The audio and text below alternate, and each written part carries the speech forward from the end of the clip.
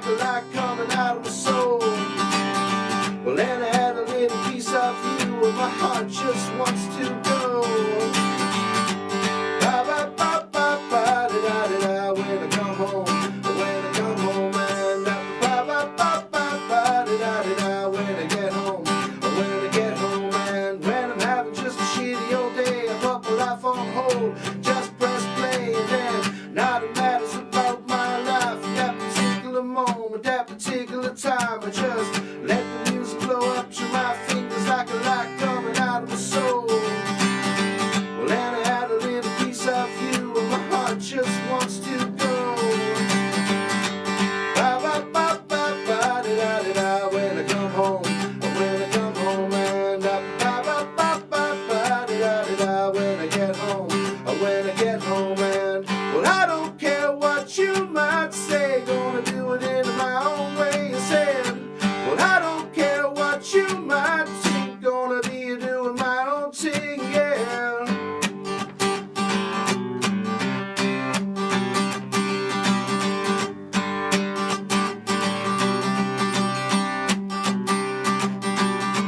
Nothing matters about my life, I know nothing ever matters about my life, I know nothing matters about my life. I got my headphones on and I'm feeling alright, so nothing matters about my life, no, nothing ever matters about my life, no, nothing matters about my life. Got my headphones on and I'm feeling alright. Ba ba ba ba ba da da da da. When I come home, when I come home, and ba ba ba ba ba da da da da. When I get home, when I get home, and whoop ba ba da ba ba ba da da da da da da da da. Said whoop ba ba da ba ba ba da da da da da da da da. So when I have a shitty day, I pop my headphones on and I can listen to my favorite songs. Yeah, nothing matters about my life at that particular moment, that particular time. So welcome to another Underground Sessions. You've just heard Mary Jane by this week's guest, Jimi Cullen. Jimmy, welcome onto the show. Thanks for having me. It's a having you pleasure on. to be here. So we'd start with, you're a musician, a singer, songwriter and a recording artist. Where did it all start for you? How did you get into music? I suppose it would have kicked off for me back in just going into secondary school and getting introduced to certain bands, I suppose, and having friends who were into music. So a big thing for me would have been I got a copy of Nevermind by Nirvana. Lovely. And that was kind of a moment for me, I suppose. It didn't take long before I wanted to pick up a guitar. I nearly wore the CD out and playing it every day, and just kind of had friends who were into that sort of stuff as well, and were in bands and all, and just by going to watch them practice and things like that. And it was all grunge, was it, back then? All grunge and punk. It was and down the country, back then it was kind of all grunge, wasn't it? Yeah, the thing we were big on was the Green Day, Nirvana, Muse, or punk. Chili Peppers, anything at all like that kind of stuff, for rock and punk, I suppose, and a bit of everything like that. But just kind of developed a love for it from there, and kind of was doing it all through school. And then I suppose I kind of one thing led to another, and I ended up doing an open mic night then. Brilliant. one when I was about 21 or 22, and had a couple of days to get ready for it. So I just wrote a couple of songs. I never had written songs before. This is your first time actually writing songs? Yeah, so it was kind of having the deadline, I suppose, of having signed up for this open mic night, and I kind Brilliant. of just remember locking myself in the room for a couple of days and coming up with, I think it was either 3 or 4 songs, and I think there was just something about that, just the experience of writing the songs and the buzz you get from it, and I just... And the love really grew, your passion for music really grew. Absolutely, yeah, it's just a new area to explore, but just, I suppose, what you can get from the songwriting, I find personally, and what it can do for you, I suppose, is a fantastic kind of a thing. So from then onwards, I was just kind of hooked on it, I suppose, and I suppose I haven't looked back really since. Amazing. So your influence would be, say, Nirvana, Green Day, anybody else? So that would have been, I suppose, the earlier influence when we're doing the band stuff. So kind of when I went out on my own, then I suppose it was a different kind of set of influences there. So I would have been listening to Bob Dylan, would have been a massive one. You can hear that when you're playing, actually. Yeah, he would have been a massive influence. So one of the biggest influences really at the time of me starting. The Beatles would be another one. Neil Young would be another one. All the kind of older stuff. I love all that kind of stuff really, as opposed to the more, I suppose, modern stuff a lot of the time anyway.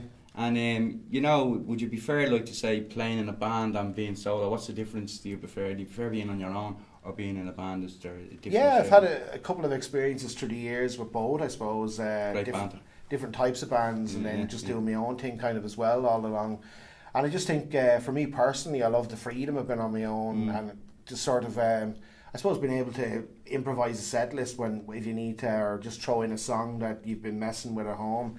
So it gives you kind of little freedoms, I find, you don't have in a band. Like, there's great things about playing in a band as well, but it's great things like being around people, and then that loneliness of just doing your own thing in your own creative space, which is great, is what you're saying. Yeah, I think it's just, like, I suppose I'd be very so into the music, it's very hard to find other people who would be willing to give it as much time and kind of effort a lot of the time as well. Yeah, I suppose that kind of would have drawn me or driven me to do the solo thing originally, maybe. Just having people people aren't available for gigs and nobody really wants to commit to it in a way, kind of. So when you're on your own, you've just got you to call on and you do the gig. I suppose if you ring up for a gig and you can just look at the date there in front of you, you don't have to ring 4 other people to check. No, you certainly don't. But then I know you look in the mirror and say to yourself, "I have to do this tonight." Yeah, that's it. Yeah. So you're no stranger to being around the block. You've played with the likes of Aslan, Damien Dempsey, David Kidd, Declan O'Rourke. So you've been around and you've played with some of the great Irish acts. So what's that been like for you? It's been brilliant, actually. I've been very fortunate with some of the kind of support slots I've managed to get over the years. But in terms of the biggest thing I would have took from it is just learning by watching these guys every night, kind of just some of them, like the stagecraft and the songcraft and all the things that they had. Like, it would have been a huge inspiration as someone who's kind of starting out in that field to be able, I suppose, go and do a half an hour before these guys and then sit back and just watch them, how they can control the crowd and sort of the song choices, little things that you kind of just watching and learning, I suppose. It's all an experience, isn't it? That's it, yeah, exactly. So you've had 4 albums out. The critically acclaimed one was the one in 2014, and it was called Life. That was, yeah. Life. So there was. Tell me a bit about that. Yeah, it was just an album. I suppose it was a bit different from the albums. The first 2 albums, it was in I think it was 2007 and 2008, and then there was a bit of a gap between that one to 2014, and it was just it was a much more produced kind of thing. So lovely. I would have spent a lot of time between the first 2 and that one working on the songs. And it went down very well for you as well. Yeah, it was really fantastic, actually. Got some great gigs out of it and got some radio play off Radio 1 and things like that, so it was really nice to get, actually, yeah. And your latest one was 2017, you've just finished one in 2017. Yeah, so I had one out last year then called Revolution, it was. So you're always on the go, you're all constantly moving, you're constantly reinventing yourself musically. Yeah, well, it's just from enjoyment really, as well. The love you have for it. Yeah, I think I get fed up if I stick with the same thing for too long, and I just love that freedom. Create new songs and things like that. Your new song's always your best one, isn't it, as they say? I think so, yeah. They're always you always get excited about the new ones, and it's great to go out and play them. It's, for the first few times, it's kind of a nervous thing, energy, but it's at the same time, it's you get a great something back from it as well, which is fantastic. Definitely. So what's the plans for the future? Have you got a few gigs coming, and where can people also find Jimi Cullen on social media? Yeah, so I suppose at the moment I'm always recording something or another, working on bits and pieces. So I'm always kind of CDs and videos and things coming out here and there, but at the moment, I suppose the big thing I'm doing is just a series of videos around the country called Guerrilla Gigs. Oh, yeah. Which is kind of... I think I've heard of them, yeah, I did hear. I would do a lot of protest songs myself, kind of, which, as you hear from the next one, I'm going to do... Great song. Yeah, cheers. Really hit you straight away. I'm sure it goes down well in a lot of pubs as well. Yeah, that particular song itself has been around since, I think I wrote it in 2009, which is funny enough. And it was just before the government at that time was kind of put out, I suppose, for want of a better word. But things still haven't changed. No, that's it. I think it's. I was saying to someone the other day, like, I think it's actually more relevant now, 10 years later, than it was. Yeah, you can hear it. Yeah. I have another song about homelessness, which was about 10 years old. And have you got these videos? Where can people see these videos, Jimmy? So go on to YouTube, I think, for that. So it's Jimi Cullen, Jimi Cullen. So Jimi Cullen on YouTube. If you want to hear Jimmy's songs, go to YouTube. They're great songs. Just really enjoy them. And what was I going to say? It's really a pleasure having you on the show, Jimmy, and thanks very much for coming along. No, well, thanks again for having me as well. Thanks very much. You're a legend, man. Cheers, thanks. You're more than welcome. So that's it, folks, for this week. Thanks for tuning in, and we will see you next week. Thank you from myself and all the crew. Bye-bye.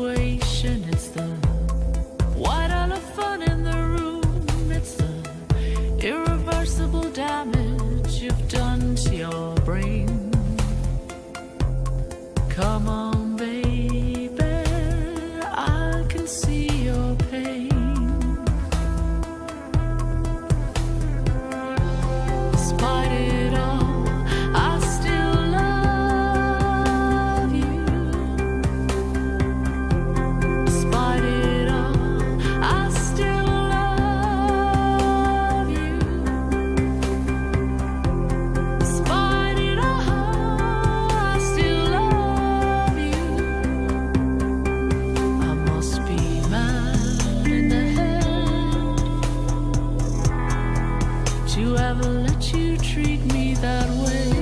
Yeah.